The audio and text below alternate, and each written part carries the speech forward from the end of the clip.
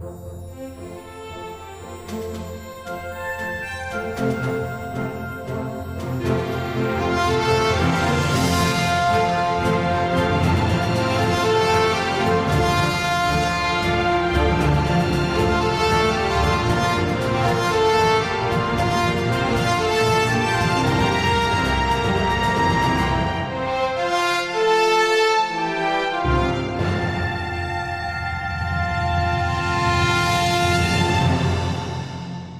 stage at the Arden Theatre this week features the works of six playwrights whose original works will be performed on the 8th and 9th of May in the Maurice Patterson One Act Play Festival.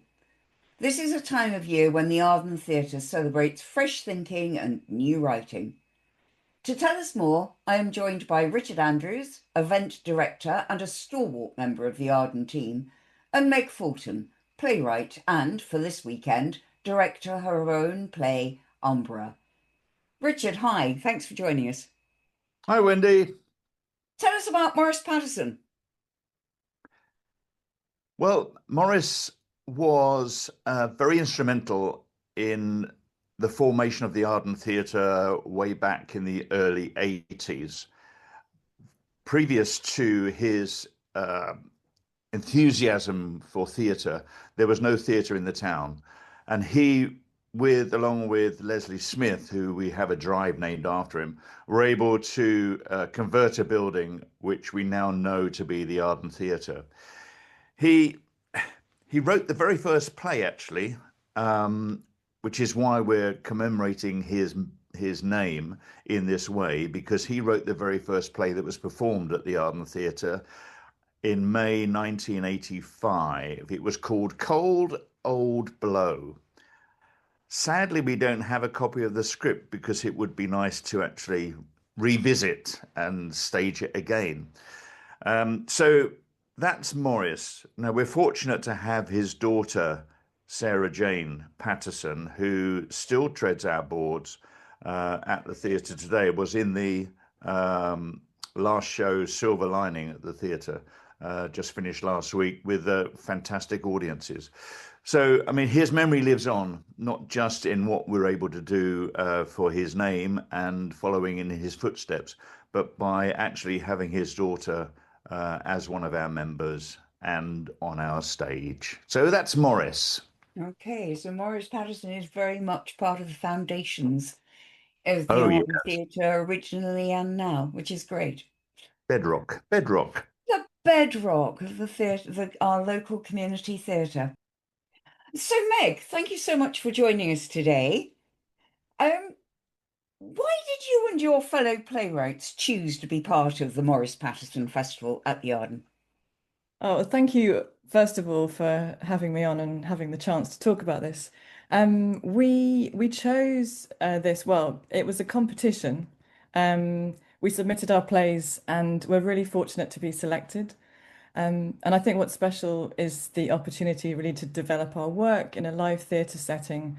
I think because it's rare to have a platform where new writing is actually staged rather than just being read aloud, and really to be part of a group of writers and actors and directors all exploring this theme about crime and punishment in all its different ways. So it's been a really energizing experience. So it's actually quite unusual to be given this opportunity. They're normally read rehearsals rather than acted performances. Yeah, I believe the Maurice Patterson event last year was read only. So this is a really unique opportunity to actually, learn lines, stage it, direct it, work with actors, and spend some quality time, really trying to map it all out. So it's been a really great experience to do that. Yeah. Fantastic. And personally, for you, the theme is crime and punishment. Was it a challenge to write a play on that theme? I think writing is often quite a challenge. I mean, it's easy sometimes. Sometimes you're in a flow. Sometimes it's difficult. I think the theme of crime and punishment was quite broad, so it allowed us really to kind of go in all different directions. And so I think what's great about this event is that all of our plays are very, very different. We all come from very different angles on the theme. There's some social commentary, there's some historical work, there's some comedy. So it's a really nice mix. And I think it's nice for the audience so they don't think they're coming in taking a big risk and not knowing how they're going to, like it or relate to it. But I think there will be something relatable in each, or in at least, sorry, at least one of the plays. Yeah. So, can I ask you to elaborate actually on the content of each of the plays? Yeah, sure. So we can start with Green Bins and Red Tops by Michelle Sheldon. Um, she has said that her play is an analogy, I can't say that word, analogy of the tabloid papers like the Daily Mail and the Sun frothing and festering at the bottom of a bin. In terms of othering, people like migrants, transgender, and social workers. So it's quite a kind of social commentary, but done in a very funny way. Um, Okay. and there's another play. The second one is To Carry the Weight, which is by a playwright known as HJS. And she said that she was quite interested in the theme of ordinary men and women who've sought comfort from poverty and powerlessness through the promise of a better life, offered by often self-serving populists and leaders. So that's a really interesting kind of historical take. And The Interview, the third one, is by Joseph Payne, and he describes that as a Black Mirror type twisting sci-fi. So he likes to cram in lots of genres into his work, which is fantastic. There's The Last Supper by Stephen Condor, and he describes that as a light-hearted play about the restoration of the death penalty. And he asks the audience, are we all sinners? And can we really find redemption? So lots of quite deep questions there. The fifth one, It's All Too Much by Paul McNally. He was quite interested in the end of the 1960s, that whole decade, but mainly the end, where he said it was kind of goodbye to the hippie dream and hello to the Vietnam War, Charles Manson, Apollo 11. So it's really about a group of people or young people that get together after their friend has died.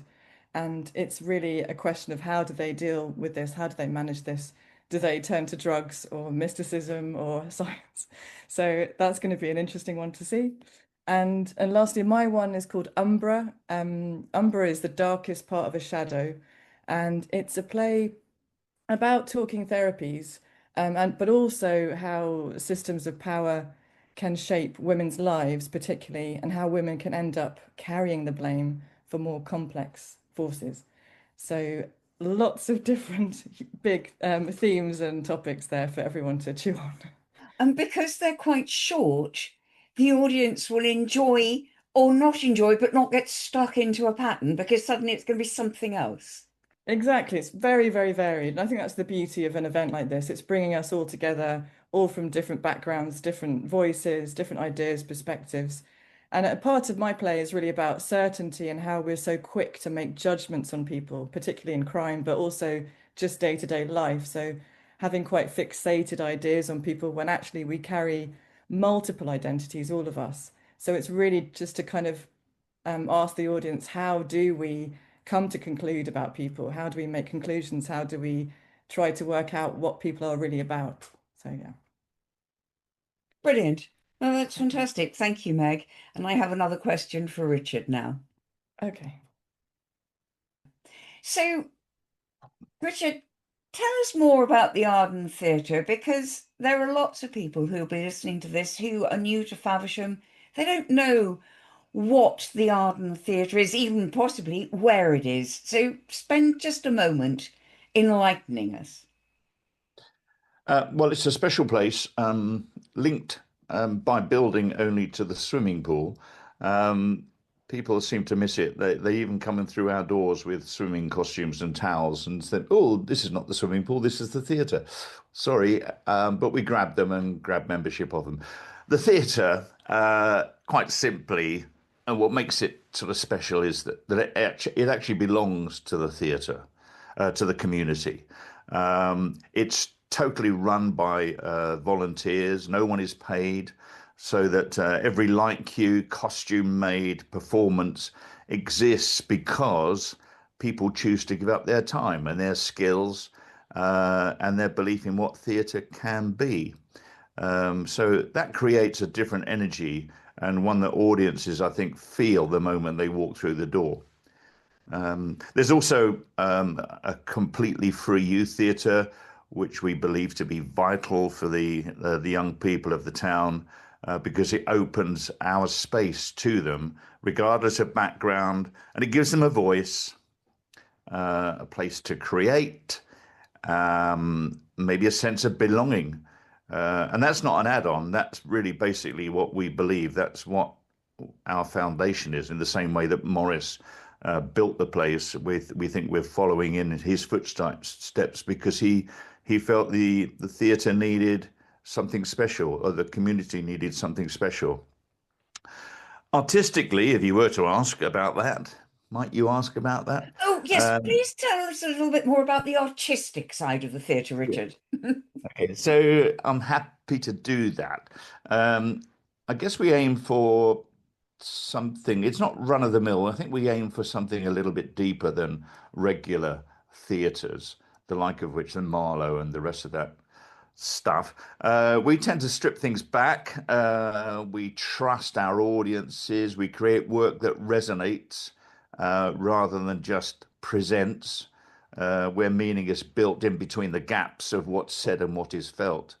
And so it has a deeper meaning, a deeper resonance, and maybe a bit more relevance too to the people of the town. They always come out full of congratulatory comments about the theatre itself, about the people and the plays that we present. So it's a small theatre, but it carries a much larger shared ownership, creative spirit, and a real Def- sense that I think a real sense that this place matters to the people it serves. Faversham. and definitely one of the jewels in the crown of Faversham. Oh, absolutely. And there are many, but certainly one of them. Brilliant. So there you have it. Fantastic opportunity to go to Faversham's independent community theatre and watch 6 new plays written and in the main directed by 6 playwrights and performed by 20 actors. This weekend, 8th and 9th May at the Arden Theatre, Faversham. Tickets can be bought via https://ardentheatre.org.uk. Richard, Meg, thank you so much for talking to us.